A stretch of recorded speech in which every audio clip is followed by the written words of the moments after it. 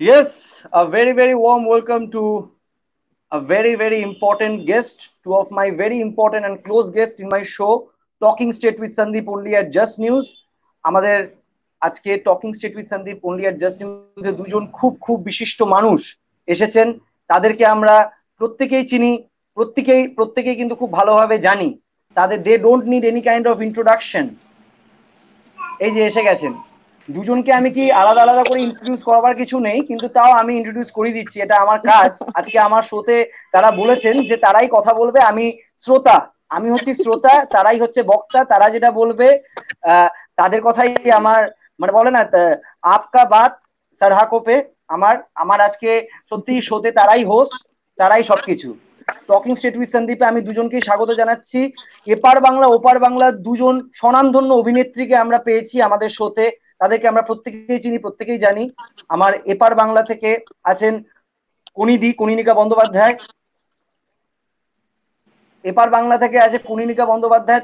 She needs no introduction, a very very close person and a very renowned actress. খুব স্বনামধন্য অভিনেত্রী তিনি, তার কোনো রকম কোনো ইন্ট্রোডাকশনের দরকার নেই। তাকে অনেক অনেক স্বাগত জানাচ্ছি আমার শোতে, talking state with Sandeep only at just নিউজে। আর ওপার বাংলা থেকে তারিন জাহান আছেন। তারিন জাহানের কোনো ইন্ট্রোডাকশনের দরকার নেই। She is a very very renowned face in Bangladesh. So এপার বাংলা ওপার বাংলা আমি দুই বাংলাকেই কভার করতে পেরেছি আজকে, সেটা আমার সৌভাগ্য। আর দুজনকে আমি আমার শোতে পেয়েছি। So, warm welcome to both of you. And first of all, I would like to thank the CEO of Just News and Just Studio, Suchanda Vania, for initiating this great idea of Talking Straight with Sandeep. ও ভেবেছিল বলে এরকম একটা আমরা show করতে পেরেছি। And আমাদের যে back team আছে, চন্দ্রদয়, সৌমিতা, প্রতীক and Aruni and all the team who are associated with this project, আমি সবাইকে অসংখ্য ধন্যবাদ দেবো। Because I am only the face. আমি কাজ করে চলে যাচ্ছি, কিন্তু তারপর কিন্তু ওরাই সবার সঙ্গে কোঅর্ডিনেট করে, ওরাই এটাকে ভাইরাল করে এবং ওরাই সবার কাছে পরিবেশন করে নিয়ে যায়। And in fact the most important part, এই এপিসোডটা কিন্তু ফার্স্ট হচ্ছে যেখানে আমরা একটা লাইভ করছি, মানে ডিরেক্ট লাইভ। এটা কিন্তু এখনো হয়নি। মানে আমি কনিদি এবং তারিন জাহানকে বলছি, এটা কিন্তু ফার্স্ট লাইভ হচ্ছে, ডিরেক্ট লাইভ। প্রত্যেকবার আমাদের স্কাইপে ডাউনলোডেড হতো, তারপর ওটা প্রিমিয়ার হতো, but it is the first live যেটা আমরা পেজ থেকে করতে পারছি। I am really grateful to both of you. আমি জন্য টেন্স ছিলাম যে কিরকম হবে না হবে, নেটওয়ার্ক সাথ দেবে কি দেবে না, কিন্তু দুজন স্বনামধন্য অভিনেত্রীকে পেয়ে এবং দুজন খুবই সুন্দর অভিনেত্রীকে পেয়ে আমার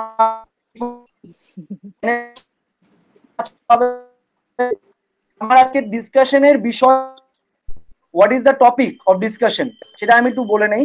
আজকে আমাদের ডিসকাশনের বিষয় হচ্ছে যে এই সময় দাঁড়িয়ে লকডাউন গেছিল, কিন্তু কলকাতাতে বিশেষ করে বেঙ্গলে কিছু কন্টেনমেন্ট জোনে লকডাউন হচ্ছে। আমি বাংলাদেশের অবস্থা জানি না যে কন্টেনমেন্ট জোন অনুযায়ী লকডাউন হচ্ছে কিনা, আমি সেটা জানবো তারিন জাহানের কাছে। কিন্তু এই সময় তোমরা পরিস্থিতিটাকে কিভাবে দেখছো, কিভাবে কোন জায়গায় আমাদের Tollywood film industry, television industry যাচ্ছে, এগুলো নিয়ে আলোচনা করব। আমি প্রথমে যাচ্ছি কনিদির কাছে। কনিদি আছে? কনিদি, হ্যাঁ বল। কনিদি আছে লাইনে? কনিদি আছে? আমি আছি আমি এখনো আছি। ইয়া কনিদি, লকডাউন নিয়ে বলছিস কথা তো? দেখ, লকডাউন নিয়ে বলতে একদম। আমি লকডাউনটা আমাদের জীবনের একটা, যা সন্দীপ হারিয়ে গেল কি? ও বোধহয়। কেমন আছে কনিদিকে দেই? আমরা দুজনে গল্প জুড়লে কিন্তু লকডাউন আছে সেটা ভুলে যাবো, বুঝলি? আমি কখনো যাবো না, অসুবিধা নেই। নেটওয়ার্ক মাঝে মাঝে দাগাবাজি করবে, কিন্তু আমি ঠিক ঢুকে যাবো, অসুবিধা নেই। সময় মতো নেটওয়ার্ক একটু বিপরীত। চলো, আমরা থেকেই যাবো। একদম কারেক্ট। বলতে গেলে লকডাউনটা একটা জীবনের পার্ট হয়ে দাঁড়িয়েছে এই মুহূর্তে। আমরা লকডাউনকে আর ভয় পাই না, যে ভয়টা প্রথম দিকে পাচ্ছিলাম যে রেশন কি হবে, সব কিনে রাখো, লোকে পাগলের মতো রেশন কিনছিল। আমার মনে হয় এবার যদি ব্যাপারটাকে একটু সিরিয়াসলি নিয়ে বাড়ি থেকে যত কম সম্ভব বেরোনো যায়, দরকার ছাড়া না বেরোনো যায়, তাহলে হয়তো কোভিড একটা সময় পরে দেখ এখনো রিল্যাক্স করার চান্স আছে বলছে অগস্ট মাসে। কিন্তু আমাদের তো এখনো ভারতবর্ষ প্রথম চারটে দেশের মধ্যে এক জায়গায় পৌঁছে গেছে অলরেডি। মানে প্রথমে বোধহয় ইউএস রয়েছে, ব্রাজিল আছে, রাশিয়া আছে, দেন ভারতবর্ষ। এবং আমার মনে হয় যে একটু সতর্কতা তো আমাদের প্রত্যেককে নিতে হবে। এবার শুধুমাত্র লকডাউন হলো আমাদের প্রধানমন্ত্রী বললেন, আমাদের চিফ মিনিস্টার বললেন, এবং আমরা আমার মনে হয় প্রত্যেককে নিজেকে বোঝাতে হবে, লকডাউনটা নিজের রাইট, মধ্যে নিয়ে আসতে হবে। এবং লকডাউন মানে মানে সবাইকে self consciousness, self awareness is the most important thing according to Kaninika Banerjee. আমি একটু তারিন জাহানের কাছে যাব। অনেকে জানি যারা বাড়িতে বসে ইয়া, যাদের কোভিড হয়েছে, হ্যাঁ মানে বাড়িতে এক্স্যাক্টলি, বাড়ি থেকে এক্স্যাক্টলি, বাড়িতে থেকে তাদের কোভিড হয়েছে, কারেক্ট, একদম ঠিক বলেছো। এবারে নিয়মাবলী যেগুলো, হাত ধোয়া, মাস্ক তো বাড়িতে আমরা কেউ পরছি না, মাস্ক পরার প্রয়োজন হয় না, কিন্তু হাত ধোয়া বা বাইরে কেউ এলে বাড়িতে ছিটকিনি, কলিং বেল, এগুলোকে স্যানিটাইজ করা, এগুলো খুবই দরকারের মধ্যে পড়ে। মানে তোদের যেমন বলছি এগুলো প্রত্যেক মুহূর্তে আমি আমার নিজেকেও বলছি, কারণ আমার ছোট বেবি আছে, আমি এক্স্যাক্টলি, ওর জন্য সবার আগে চারদিকের অবস্থা দেখে। কিন্তু হ্যাঁ মানে আমি চাই তাড়াতাড়ি পৃথিবী সুস্থ হোক, আর কিছু চাওয়ার নেই। আমি একটু তারিনজির কাছে যাব।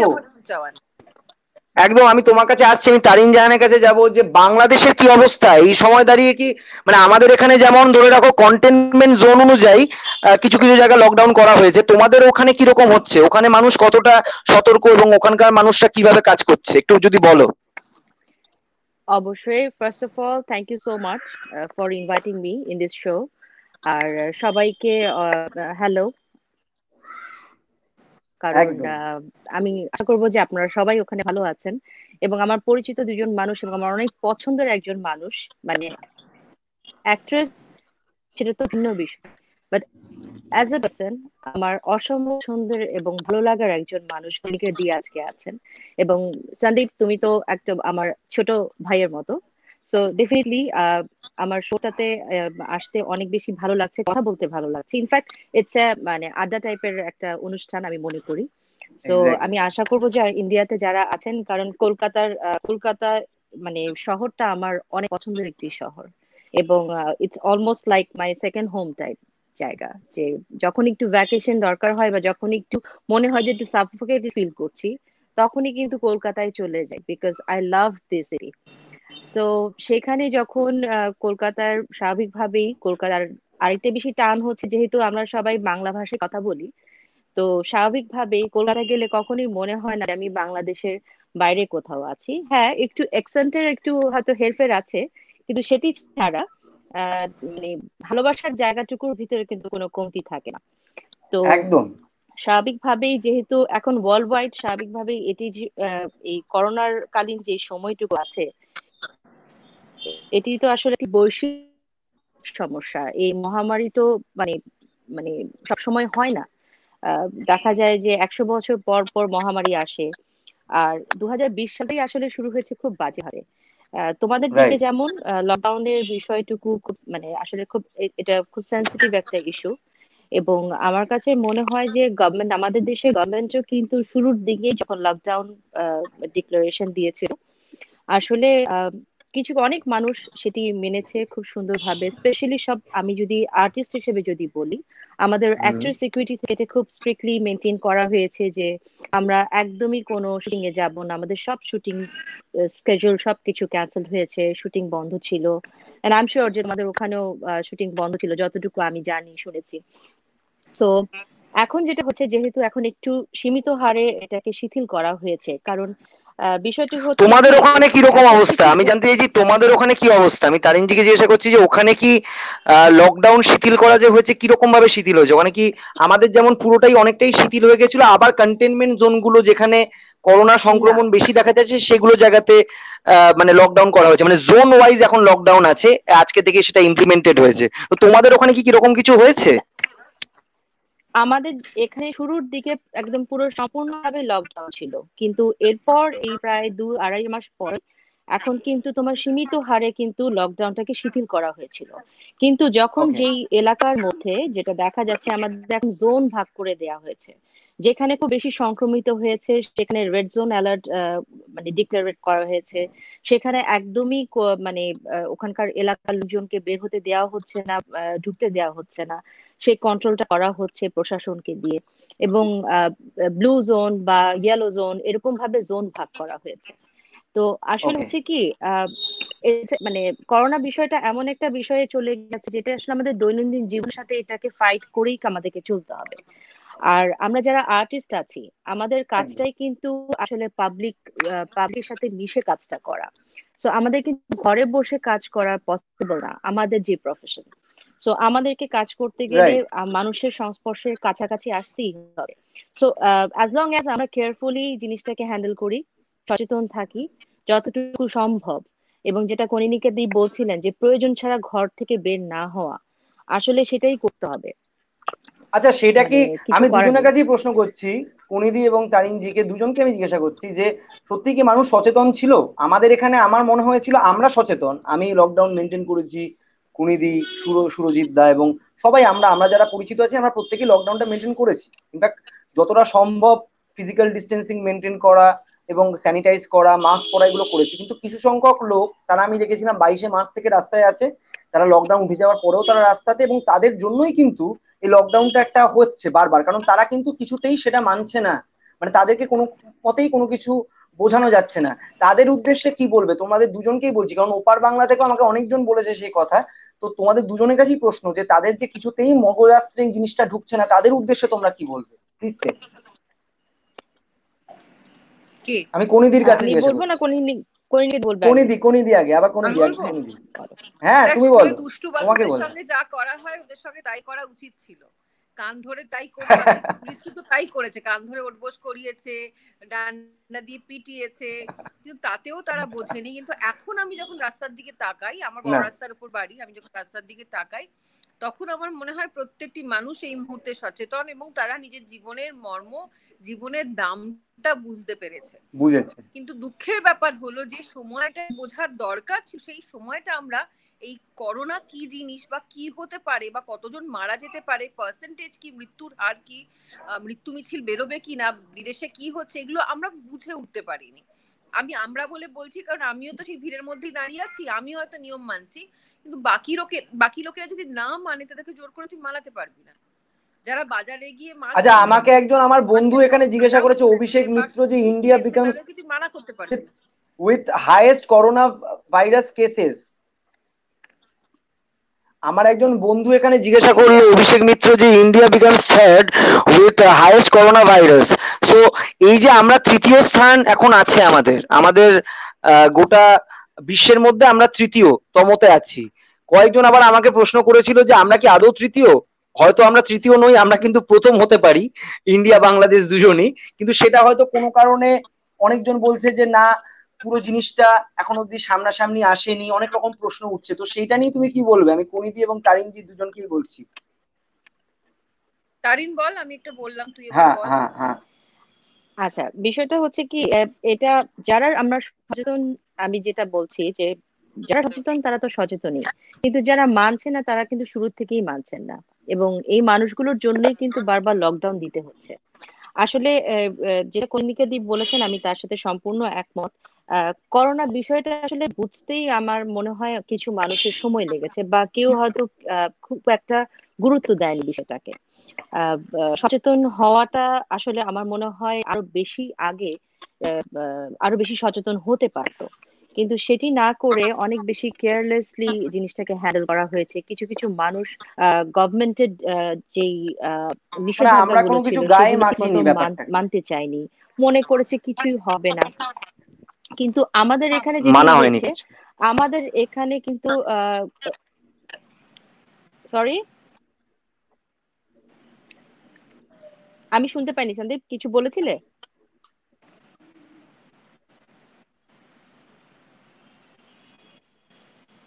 আমি বললাম কিছুতেই মানা সন্দীপ হয়নি, কিছু মানে বলেছো তোমার আমাকে, কথা, আমি কিন্তু কথা শুনতে অনুযায়ী পাইনি। হচ্ছে ইন্ডিয়া বাংলাদেশ দুদিকেই কিন্তু মানুষ প্রথম দিকে কোনো সচেতনতা নেয়নি। শুনতে পাচ্ছ আমার কথা? Hello, yeah, I was saying হ্যাঁ, কি আমি ইন্ডিয়া বাংলাদেশ সেটাই দুজনেই, বলছি যে মানে হ্যাঁ, এখানকার আমি মানুষেরা বুঝতে পারছি। প্রত্যেকেই, আমরা আমরা বলবো না, কিছু সংখ্যক মানুষেরা এই সচেতনতা বোধটাই ছিল না, যেটা তোমার কথায়। Yeah, can you hear me? Can you hear me? Hello, hello, সত্য কথা বলতে কি হ্যালো, হ্যাঁ, হ্যালো, এখন হ্যালো, শুনতে হ্যালো, পাচ্ছি, শুনতে হ্যালো, পাচ্ছি। Hello, hello. হ্যাঁ, শুনতে পাচ্ছি। আমার কথা কি শোনা যাচ্ছে? আমি শুনতে পাচ্ছি সন্দীপ, আমি শুনতে পাচ্ছি। Am I audible? আমি শুনতে পাচ্ছি। Am I audible? এখ- আমি শুনতে পাচ্ছি। আমাকে কথা কি শোনা হ্যাঁ, আমি যাচ্ছে? বলছি। আমার কাছে যেটা মনে হয় কি আসলে বোনেরা বোনের, আমি তোমাকে বললাম, হ্যাঁ আমি আমি শুনতে তোমার পাচ্ছি। পয়েন্টেই বললাম যে তার মানে ইন্ডিয়া বাংলাদেশ সের মানুষেরা প্রথম দিকে এই অ্যাওয়ারনেসটা হুম। ছিল না, মানুষের মধ্যে কনসিয়াসনেসটা ছিল না, যেটা কোনিদি একটু আগে বললো। এখন অন্তত কিছু লোকের মধ্যে ওই ভয়টা ভীতিটা এসে মানুষ। ও নেটওয়ার্কের প্রবলেম হচ্ছে আই গেস। আচ্ছা, যে তারিন বারবার আছিস? কেটে কেটে আসছিল, বাট আমি বুঝতে পেরেছি ও কি বলেছে। হ্যাঁ, কনিনিকা দি আমি আছি। আসলে বিষয়টা যেটা হয়েছে কি কনিনিকা দি, তোমাদের এখানেও বা আমাদের এখানেও কিন্তু বিষয়টা সেম। কিছু মানুষ কিন্তু আসলে এই জিনিসটাকে সিরিয়াসলি নিয়েছে এবং তারা কিন্তু একদম মানে কঠোরভাবে নিয়ম মেনেছে, তারা ঘর থেকে বের হয়নি প্রায় 3 মাস ধরে। তো যতই অসুবিধা হোক, স্পেশালি আমাদের আর্টিস্টরা তো অনেক বেশি সচেতন ছিল। কিন্তু বিষয়টা হচ্ছে কি, আমার কথা কি শোনা যারা যাচ্ছে? যারা ইয়েস। কিছু আর কিছু সাধারণ মানুষ আছে যারা অনেক কিছুকে গুরুত্ব দেয়নি, বা মনে করেছে যে আহ, জীবন তো আর থেমে থাকবে না, জীবন তো চলবে। তো আমাকে আমার কাজ তো করতে হবে, আমার এই কাজটা কে করে দিবে, ভাইরাস হলে হোক। হ্যাঁ। তো আসলে আমার কাছে মনে হ্যাঁ, হয় কি সাবকন্টিনেন্টের মানুষরা অনেক বেশি সাহসী। আমার কাছে মনে হয় মৃত্যুকে আমরা আসলে সহজে ভয় পাই না, আমরা অনেক বেশি সাহসী। আসলে আমরা অনেক বেশি আহ এত বেশি যুদ্ধ করে টিকে থাকি যে আমাদের স্ট্রাগলিং মানে লাইফটা এত বেশি স্ট্রাগল করতে হয়।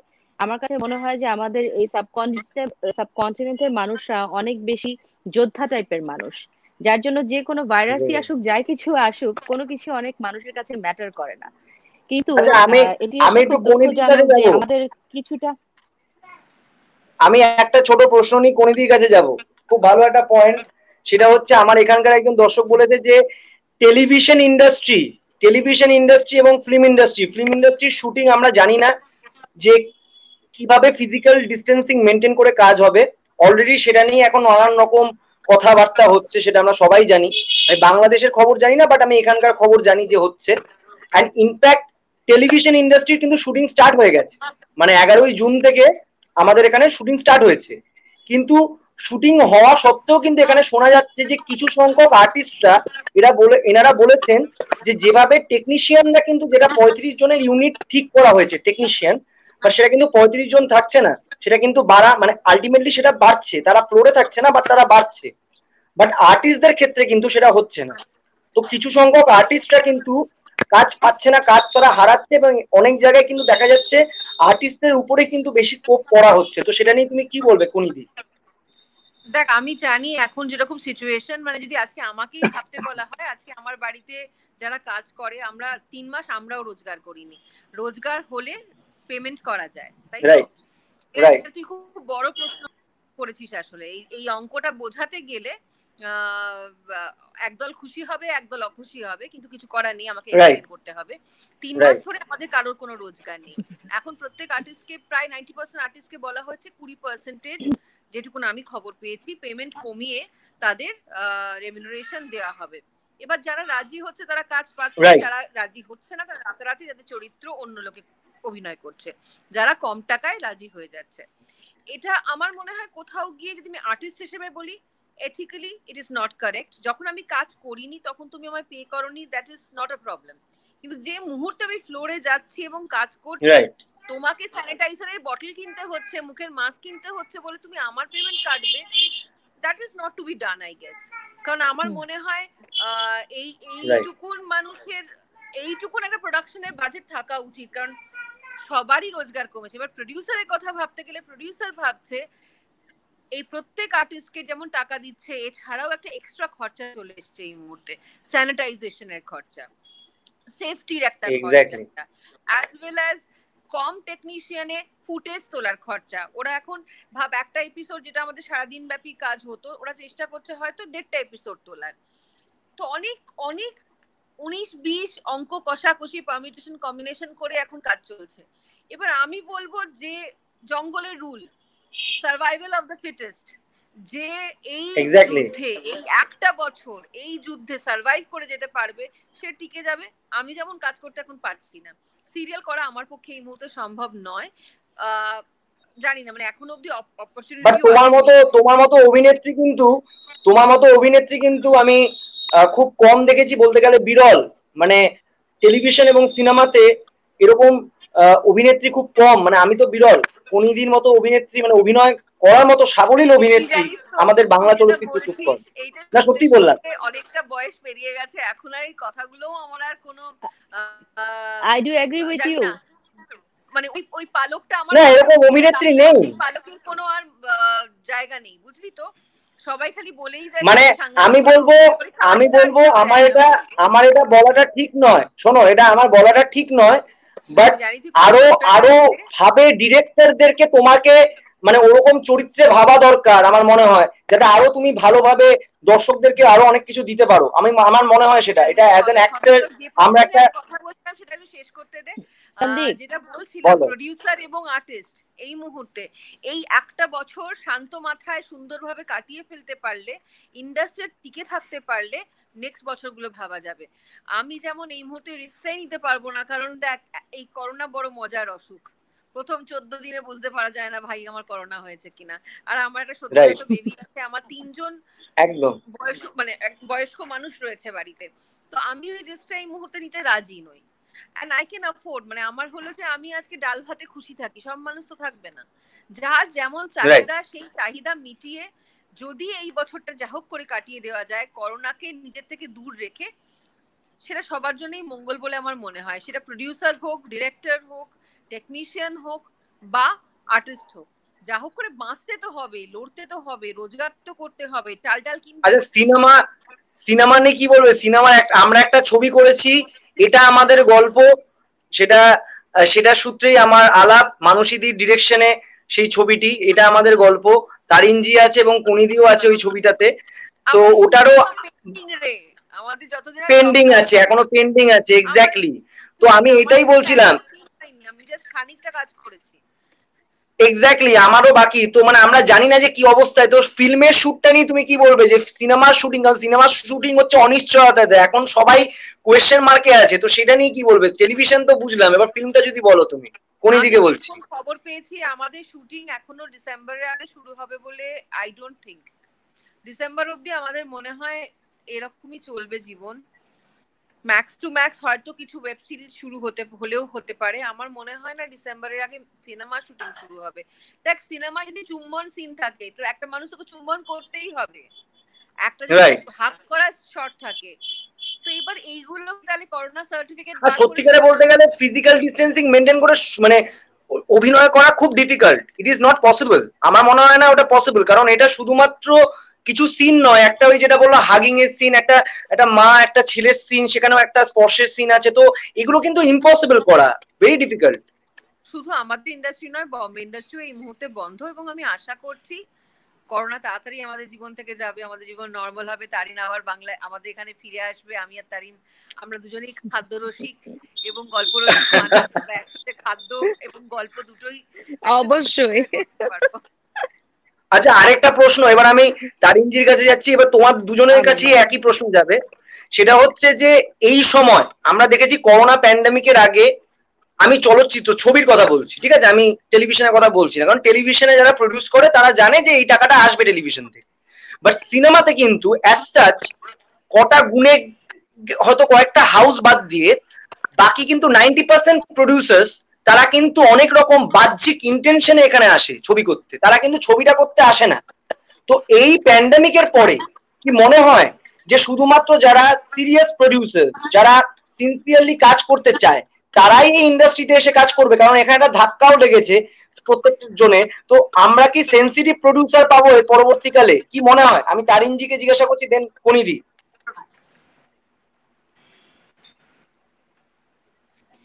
দেখো এটা আসলে খুব সেন্সিটিভ একটা বিষয়, কারণ এটা তো একটা ইন্ডাস্ট্রি, এবং অবশ্যই it's a give and take এর জায়গা। কারণ তুমি যখনই একটি ভালো প্রোডাক্ট তৈরি করবে, তারপর সেটিকে সেল করবে, তারপর তুমি সেই টাকা থেকে যে প্রফিটটা পাবে সেটা দিয়ে আবার নেক্সট প্রজেক্টে তুমি ইনভেস্ট করবে। এটা খুবই স্বাভাবিক বিষয়। এটা শুধুমাত্র ফিল্ম ইন্ডাস্ট্রি বলে নয়, এটা কিন্তু তোমার টোটাল ইন্ডাস্ট্রির মধ্যে কিন্তু একটা বিশাল বড় প্রভাব পড়বে, খুবই স্বাভাবিক। কারণ যেখানে অনেক সিনেমা হল কিন্তু বন্ধ হয়ে যাচ্ছে, কারণ যেহেতু বিষয়টি ভাইরাসটা এমন যেটি ছোঁয়াচের বিষয়, যার কারণে আমাদের দেশেও কিন্তু অনেক হল কিন্তু এখন বন্ধ আছে, ছবি কিন্তু সেভাবে রিলিজ দেওয়া হচ্ছে না। সো ছবি মানে হলে গিয়ে কোনো পাবলিক প্লেসে যাওয়াটা যেখানে সবাইকে অ্যাভয়েড করতে বলা হচ্ছে, সেখানে সিনেমা হলে গিয়ে ছবি দেখাটা এরকম একটি ক্রাইসিস পিরিয়ডে আমার মনে হয় it's very risky. In that case ছবি রিলিজ দেওয়াটাও আসলে খুব রিস্কি হয়ে যায়। তো আমার কাছে মনে হয় আসলে যতক্ষণ পর্যন্ত এই সিচুয়েশনটা নর্মাল না হচ্ছে, সেটা তুমি সিনেমা ইন্ডাস্ট্রি বলো কিংবা টিভি ইন্ডাস্ট্রি বলো, প্রত্যেকটার মধ্যে কিন্তু এটি টাকা লগ্নি করার বিষয়। তো কারণ টাকাটা তুমি যেই মানুষটি লগ্নি করবে সে নিশ্চয়ই চাবে সেই টাকাটি উঠে আসুক, কারণ উঠে যাতে আসুক, করে রাইট। সে নেক্সট প্রজেক্টে ইনভেস্ট করতে পারে। হ্যাঁ, সো এইটা আসলে আমি মনে করি এটা আসলেই খুব রিস্কি বিষয়, এবং এই মুহূর্তে যে সমস্ত প্রডিউসাররা আসলে ইনভেস্ট করছেন সাহস নিয়ে, আমি তাদেরকে সাধুবাদ জানাই অবশ্যই, কারণ তারা এই কঠিন সময় কিন্তু হাল ছেড়ে দেননি, তারা কাজটি করে যাচ্ছেন। লাইক আমাদের দেশের কথা যদি আমি বলি, আমি কিন্তু তুমি জানো যে আমাদের দুটো ঈদ আছে, একটি হচ্ছে রোজার ঈদ এবং একটি কোরবানি ঈদ। সো আমাদের যেহেতু লকডাউন পড়ে গিয়েছিল, সো আমি রোজার ঈদে কিন্তু কোনো প্রজেক্টে অভিনয় করিনি, এবং আমাদের কিন্তু সেভাবে কোনো নতুন কোন প্রজেক্ট কিন্তু অন এয়ার হয়নি ঈদ উপলক্ষে। ওকে।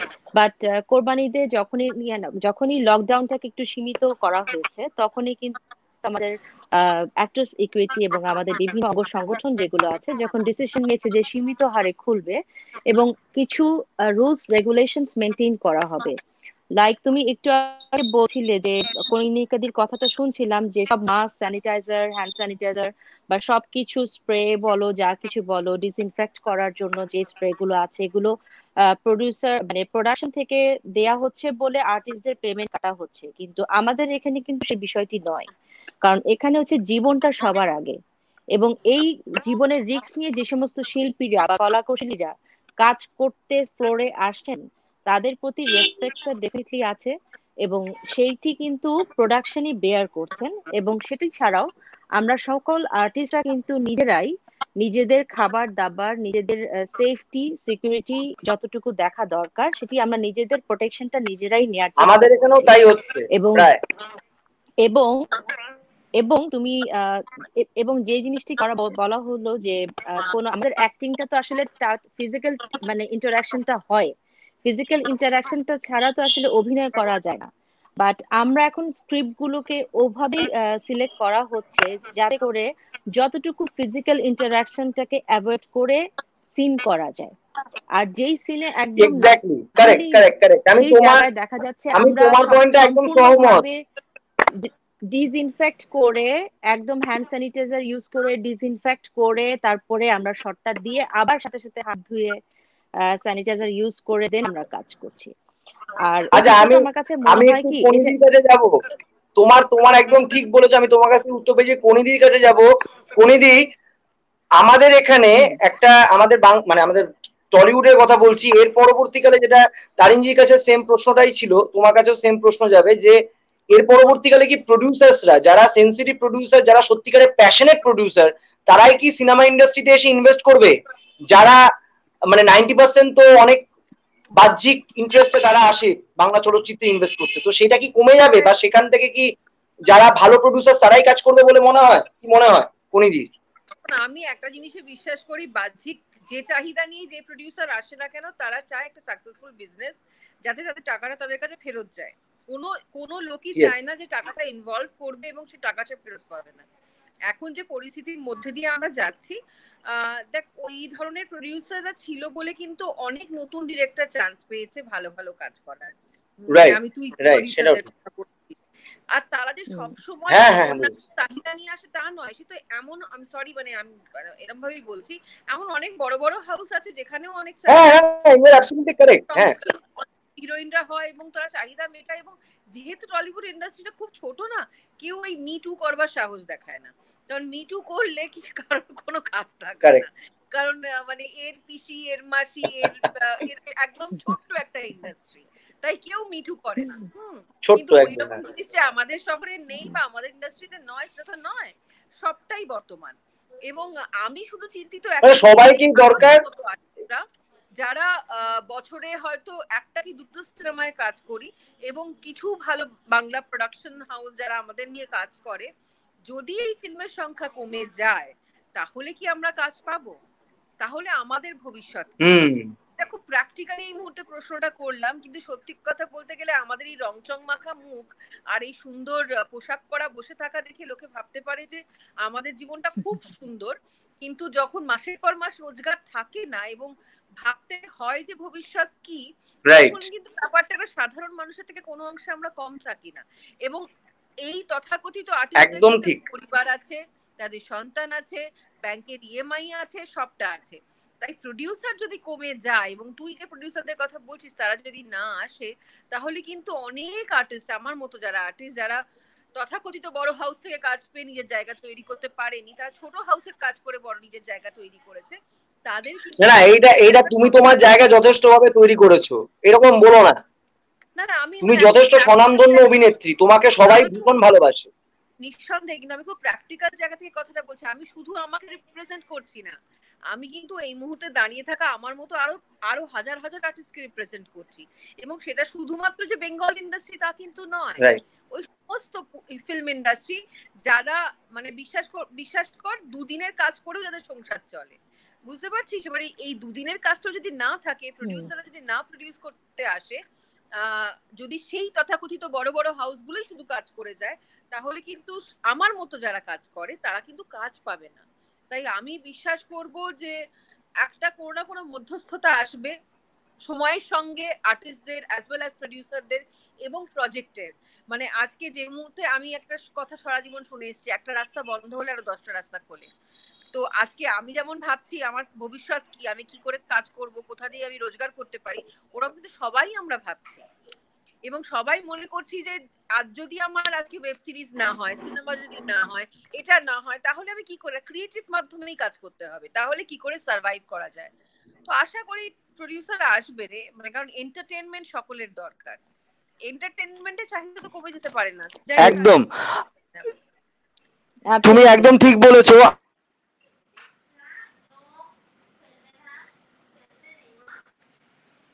হ্যালো সন্দীপের নেটওয়ার্ক আবার আরেকটা প্রশ্ন তোমায় দাঁড়িয়ে অনেকজনের মাথা, শোনা যাচ্ছে আমার কথা? এই সময় দাঁড়িয়ে সবার মাথায় একটা কথা ঘুরছে, আর্টিস্ট হোক সে বিজনেসম্যান হোক, সবার মাথায় একটা জিনিস ঘুরছে যে মাল্টিটাস্কিং বা এন্টারপ্রেনারশিপ। মানে আমি অভিনেতা বা অভিনেত্রী হই, কিন্তু আমার একটা যদি ছোট মুদিখানা থাকে, তাহলে আমি সেই সময় দাঁড়িয়ে কিছু অন্তত উপার্জন করতে পারবো। তো এই সময় দাঁড়িয়ে কি মানুষের মাথার মধ্যে এটা খুব বড় একটা দাগ কেটেছে যে করোনা প্যান্ডেমিকের পরে প্রত্যেকের মাথার মধ্যেই অল্টারনেটিভ কিছু একটা করার মানসিকতা এসছে, যে আমি অভিনয় করব, তার সাথে আমার একটা ছোট কোনো একটা বিজনেস থাকুক সাইডে। সেটা অবশ্যই অভিনয়ে মানে পারিপার্শ্বিক একটা যে মানে বলে না একটা, মানে আমি অভিনয় করছি আবার আমি অন্যদিকে মাছ বেচবো না, আমি I am not telling that, but কিছু একটা সামঞ্জস্য রেখে কোনো প্রফেশনের সঙ্গে বা বিজনেস কি সবার মাথার মধ্যে থাকবে? Yes, please, please, please. আমি দিতে চাই, এর সাথে করোনার কোনো সম্পর্ক নেই। আমরা যারা অভিনয় করে খাই তাদের প্রত্যেকেরই জীবনে না মনে হয় একটা অন্য প্রফেশন সাইড বাই সাইড রাখতে হয়, কারণ অভিনয় থেকে রোজগার পয়সাটা আসে না। কেন এটা ভাবতে হবে? কেন এটা ভাবতে হবে? কেন এটা ভাবতে হবে? তুমি তোমাকেই জিজ্ঞাসা করছি। সুপারস্টারদের কথাও ভাবো, তারাও কিন্তু শুধু সিনেমা করে রোজগার করে তা নয়, তাদের সাইড লাইনে অনেক রকমের বিজনেস থাকে এবং সেই বিজনেস থেকে রোজগার আসে, তাদের লাইফটা স্টেডি হয়। এটা শুধুমাত্র করোনা এফেক্ট নয়, এটা আমাদের আর্টিস্ট মানে যারা শিল্পী মানুষ, আমরা যারা ক্রিয়েটিভ জীবন নিয়ে বাঁচতে চাই, তাদের জীবনের এটাই খুব পরিহাস যে শিল্প করতে গেলে অন্য শিল্পে মন দিতে হয়, না হলে শিল্প জগতে থাকা যায় না।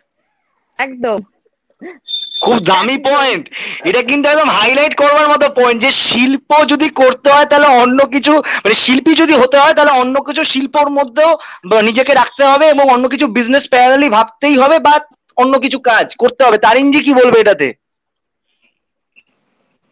আমি কনিনিকার সাথে একমত, তবে একটা জিনিস কি জানো, এই কথাটাই চিন্তা করছিলাম আসলে এখন করোনার এই সময় মুহূর্তে আর্টিস্ট বলো আর যে প্রফেশনের মানুষই বলো না কেন, তুমি নিজের প্রফেশন ছেড়ে যে প্রফেশনেই যাবে সেটাও তো রিস্কি, কারণ ভাইরাসটা তো আসলে প্রফেশন দেখে তোমাকে ধরছে না, অ্যাটাক তো তোমার প্রফেশন দেখে ধরবে না, ভাইরাস তো যেখানেই তোমাকে পাবে সেখানেই অ্যাটাক করবে।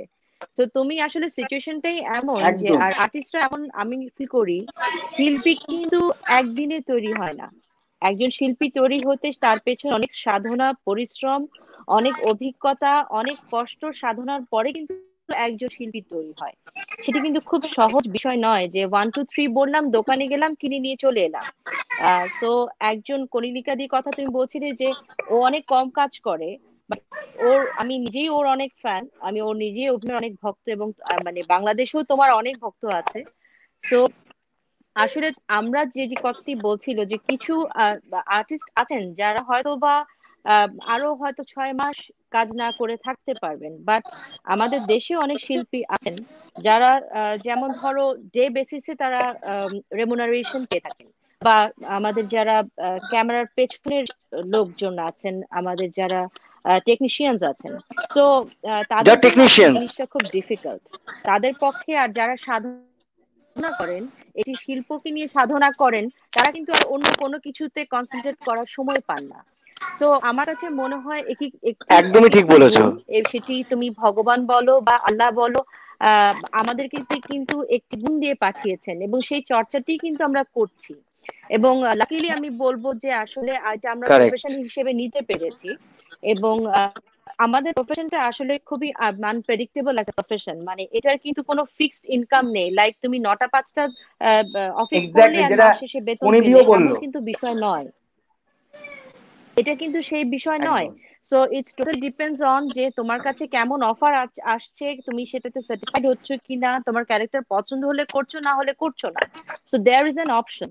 বাট থিং ইজ দ্যাট যখন এটা তোমার প্রফেশন হয়ে যায়, তখন কিন্তু অনেক সময় দেখা যায় যে তুমি না চাইতে, পছন্দ না হলেও অনেক সময় অনেক কাজ করতে হয়, as it is your profession.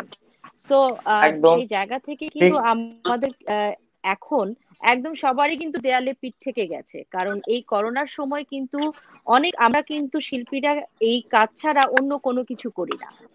অনেকে আছেন যাদের সাইড বিজনেস থাকতে পারে, বা অনেক ব্যবসার সাথে জড়িত হতে পারে, বা কোথাও কোনো ইনভেস্ট করে থাকতে পারেন, যেখান থেকে হয়তো তাদের একটি এক্সট্রা ইনকাম আসে, যেটা আর্টিস্টদের পক্ষে কিন্তু সম্ভব হয় না, বিকজ আমরা সকাল থেকে রাত পর্যন্ত ওই একটা প্রজেক্টের সাথে ইনভলভ থাকি।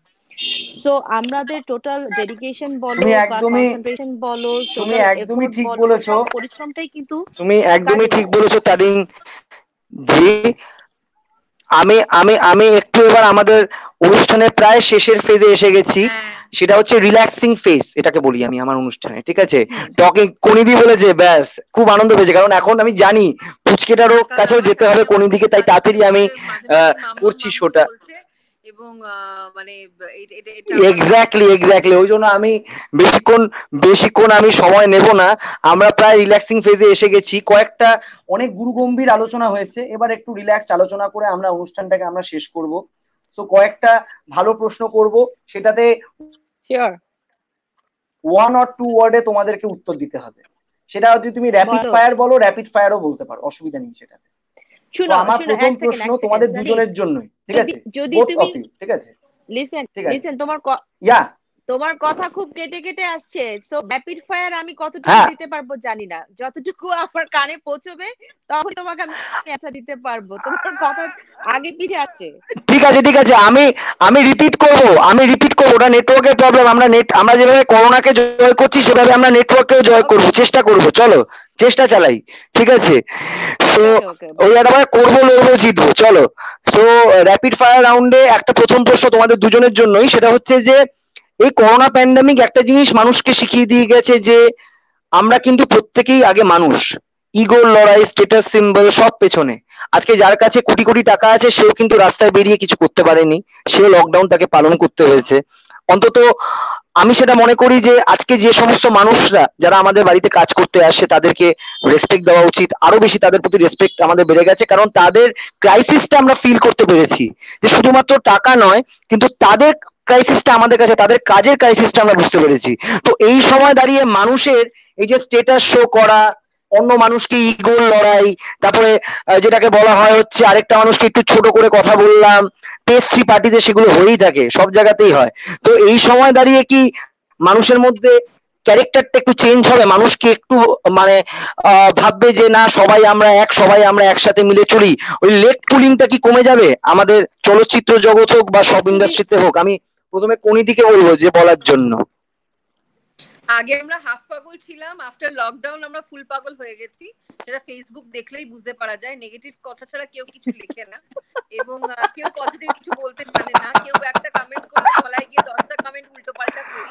কেন লেখে, কি জন্য লেখে বুঝি না। একদম একদম তার নাচের প্রশংসার বদলে তাকে হ্যাঁ এমন এমন কথা লেখা হয়, কেন লেখা হয় আমি বুঝে উঠতে পারি না। কেউ কোনো অভিনয় করলে তার তলায় গিয়ে উল্টো পাল্টা কথা লেখা, এবং যদি কেউ নর্মাল একটা লাইন লেখে কোনো কবিতা, তার তলাতেও গিয়ে দেখি লোকে ভুলভাল লিখছে।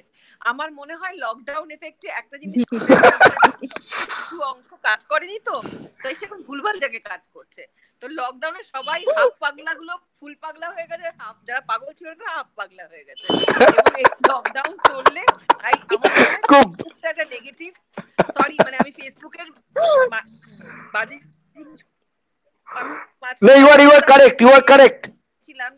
আমি সহমত। কনফিউশন রুম নয়, আর ক্রিটিসাইজ করার রুমও নয়। কেউ একটা স্ট্যাটাস আপলোড করলেই মানে এক্স্যাক্টলি বসে আছে জঙ্গলে, কেউ একটা শিকার না মনে হয় না ফেসবুকটা মনে হয় আদালত সভা। এক লাইনে উত্তর দিতে পারলাম না। আচ্ছা আচ্ছা, তারিনজি কি বলবে? একই সেম উত্তর। আমার কাছে মনে হয় ফেসবুকটা, আমার কাছে মনে হয় মানুষ আসলে ফেসবুক বা সোশ্যাল মিডিয়াতে মানুষ খুব বেশি জাজমেন্টাল হয়ে আসলে কমেন্টস করে। কাউকে কিছু না জেনে না বুঝে তার সম্পর্কে কিছু না জেনে কমেন্টস করাটা একটা অভ্যেসে পরিণত হয়েছে। আমি মনে এটি বদ অভ্যেস। আর করোনা আসলে যে জিনিসটি করেছে, মানুষকে আসলে নিজের আয়নার সামনে দাঁড় করাতে বাধ্য করেছে যে আমরা আসলে বিগত দিনে কি করেছি, কি ভুলগুলো করেছি এবং কেন করেছি, এবং অনেক বেশি হাম্বল হতে বোধহয় শিখিয়েছে কিছু কিছু মানুষকে। আর যেটি কনিনাকিতে বললো না যে মানুষ অনেকটা ভাব পাগল হয়ে গেছে, ফুল পাগল হয়ে গেছে, যারা যারা ফুল ম্যান। না না আমি বলছি শুনো না, এদের কি হলো? এরা তো পরশুদিন নরমাল ছিল, হঠাৎ করে কি হয়ে গেল? না না আচ্ছা তোমার কথা আমি তোমাদের দুজনের কথাতেই কথার সাথে আমি অ্যাড করি। তোমাদের আমি যারা ফুল ম্যান, হ্যাঁ বলো, তারা কিন্তু এরকম সন্দীপ জাস্ট যারা আমি একটা পয়েন্টই বলবো, রিয়েলাইজেশন একদমই আসেনি, তারা কিন্তু এরকম পাগল হয়ে গেছে, এরকম ভাবে আরো বেশি মানুষের পেছনে লাগা শুরু করে দিয়েছে। আর 1 মিনিট একদমই তারা ফুল ম্যাড হয়ে গেছে। তাদের তাদের তাদের জন্য আমি একটা কথাই বলবো, আপনাদের ওই বিব্রত রহিতে আসে না কেউ অবনী পড়ে, সকলের তরে সকলে আমরা, প্রত্যেকে আমরা পরের তরে। সুকান্ত ভট্টাচার্যের এই কবিতাটা একটু মানুষ স্মরণ করে নেবেন। একটু আমরা চেষ্টা করি একটু পজিটিভিটি ছড়াই, এটুকুই আমাদের কাজ। আমরা চেষ্টা করবো পজিটিভ করা, মানুষকে অ্যাওয়্যার করা, কিন্তু তারপরে মানুষ যেটা করবে, মানুষের যেটা রুচি মনে হবে সেটাই করবে, যেটা কুনিদিও বলেছে এবং তানিনজিও বলেছে। আমি আবার কয়েকটা দুটো তিনটে প্রশ্ন করে নেই দুজনকেই, বাংলা চলচ্চিত্র নিয়েই প্রশ্ন করব তো কুনিদির কাছে। দেন একদম একদম আমি এবার বেশিক্ষণ নেবো না, আমি 3 মিনিটে শেষ করব। তো আমি যেটা প্রশ্নটা করে নিচ্ছি তোমাদের দুজনের কাছেই, যদি আমি 3জন ডিরেক্টরের নাম নিচ্ছি, সৃজিত মুখার্জি, কৌশিক গাঙ্গুলি, কমলেশ্বর মুখার্জি। এদের 3জনের মধ্যে কার কাজ সব থেকে বেশি ভালো লাগে? কুনিদি। লাস্ট জনের কি নাম? সৃজিত মুখার্জি, কৌশিক গাঙ্গুলি, কমলেশ্বর মুখার্জি। হ্যাঁ কি করব? তাদের 3জনের মধ্যে কার কাজ সব থেকে বেশি ভালো লাগে? মানে কি চাস, এমনি কেউ কাজ দেয় না, আর যাতে কেউ কোনোদিন কাজই না দেয় নাকি? না এরকম করো না, একজনের নাম নিতেই পারো। শোন ভাই, একটা কিছু না, এমনি কেউ দেয় না। আচ্ছা আমি কি অপশন বাড়াবো? কোনো অপশন বাড়ালে আমি কি অপশন জিজ্ঞেস কর। তারিন যদি বাংলায় এসে একজন ডিরেক্টরের কাজ করতে চায়, তারিনকে জিজ্ঞেস কর, আমি চাই না। আচ্ছা তারিন যে আনসার দিক। সৃজিত মুখার্জি, কৌশিক গাঙ্গুলি, কমলেশ্বর মুখার্জি। তাহলে তিনজনই আমার ফেভারিট। এইটা হলো ডিপ্লোম্যাটিক আনসার, ঠিক আছে? জামাই বাবু। আচ্ছা হ্যাঁ, তাহলে আমি কি সৃজিত মুখার্জি ধরবো? ওনার প্রায়োরিটি একদিকে, আর আরেকটি বিষয় হচ্ছে তাহলে আমি সৃজিত মুখার্জি ধরছি। আমাদের জামাই বাবু, উনি তো অর্ধেক হাফ আমাদেরই হয়ে গেছে। আর বাকি দুজন ডেফিনেটলি তারা অবশ্যই প্রতিষ্ঠিত ডিরেক্টর, এবং যেহেতু কাজ করিনি সো তিনজনই ফেভারিট। আচ্ছা বাহ, খুব ভালো উত্তর। আচ্ছা পরের প্রশ্নটা করি, অ্যাক্টর হিসেবে যদি অভিনেতা হিসেবে বলা হয়, আবির চট্টোপাধ্যায়, যিশু সেনগুপ্ত, পরমব্রত চ্যাটার্জি এন্ড অনির্বাণ ভট্টাচার্য, কার অভিনয় সব থেকে বেশি ভালো লাগে? কোনিদি কে বলবে? আমি আমি নামগুলো হ্যাঁ শুনিনি। তুমি আমি নামগুলো আবির শুনিনি। আবির চ্যাটার্জি, অনির্বাণ, আবির চ্যাটার্জি, পরমব্রত চট্টোপাধ্যায়, যিশু সেনগুপ্ত, অনির্বাণ ভট্টাচার্য। অনির্বাণ, আবির, অনির্বাণ, যিশু আর পরম একই জায়গায়, তারপর আবির। বাহ, কি উত্তর, সুন্দর উত্তর দিয়েছে কোনিদি। আচ্ছা Same answer, তারিনজি কি একই? এগুলো হবে না, same এগুলো answer পুরো from my সেম, side. বলে দিল সেম আনসার। আচ্ছা ঠিক আছে, আমি সেটাই নিয়ে নিলাম, অসুবিধা নেই। আমার শোতে আমি কাউকে কখনো বলি না, আমি বলি ঠিক আছে, উত্তর দিয়েছে চিঠি, সেটা নিয়ে নিলাম। অভিনেত্রী কনিনিকা দি হিসাবে চিঠি। খুব ডিফিকাল্ট প্রশ্ন, খুব ডিফিকাল্ট একটা প্রশ্ন করছি অভিনেত্রী হিসাবে। ঠিক আছে, অভিনেত্রী হিসাবে আমি কয়েকজনের নাম বলছি। সোহিনী সরকার, দেন আমাদের শ্রীলেখা মিত্র, সোহিনী সরকার, শ্রীলেখা মিত্র, দেন ঈশা সাহা। এদের তিনজনে যদি বলা হয় কাকে অভিনেত্রী হিসেবে বলবে, ভালো লাগে অভিনয়? সোহিনী সরকার, শ্রীলেখা দি। হুম শ্রীলেখা দি আর ঈশা একই। হুম দেখ, প্রবলেম হলো তুই যে তিনজনের নাম বললি না, তিনটে জেনারেশনে তিনজন অ্যাক্টরের নাম বললি, তো এদেরকে পরপর সাজানোটা খুব মুশকিলের। আমি সোহিনীকে আগে দেবো, কারণ সোহিনী রিসেন্টলি অনেক কাজকর্ম করছে। তারপর Srilekha di, yes. She is a good actor. তারপর ঈশা, ঈশা নতুন কাজ করছে, but she has a charm, she will prove herself in future. বাহ, তারিনজি কি উত্তর দেবে? আমার কাছে কনিনিকা দি, শ্রীলেখা দি, হ্যাঁ অবশ্যই। সে তো অলওয়েজ কনিনিকা দি, নামটা ফেভারিট। অ্যাড করনি, কোথা বাট থেকে এলো? আমার চয়েস, না, এটা আমার আমি চয়েস, আমি আমার চয়েস।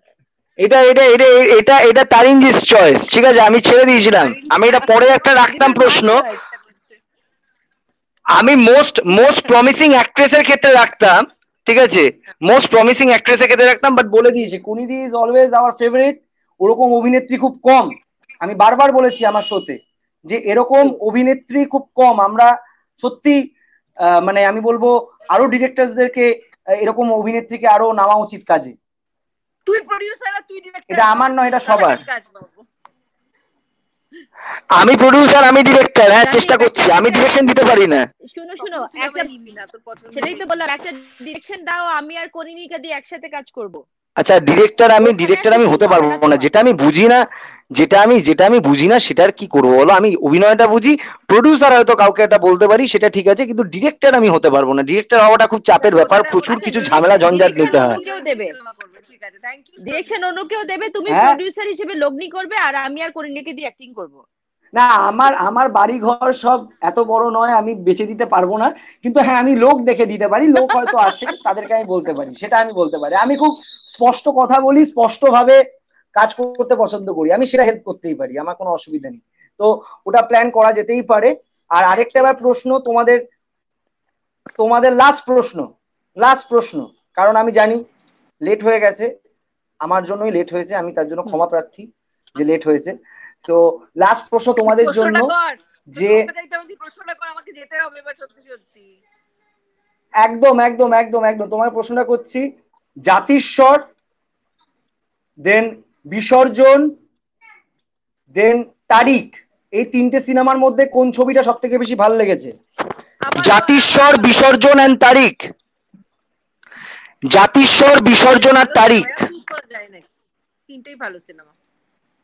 তো ওই জন্যই তো আমি দিলাম এটা গুগলিটা। সিনেমা, তিনটেই কন্টেন্ট খুব সুন্দর এবং তিনটেই আমাকে এন্টারটেইন করেছে, তাই আমি তিনটাকেই চুজ করবো, আমি একটা চুজ করতে পারবো না। যা আচ্ছা বলে দিয়েছে, 2.5 ঘন্টা যদি এন্টারটেইনমেন্ট দেয়, সেই সিনেমা আমি ভালোবাসি।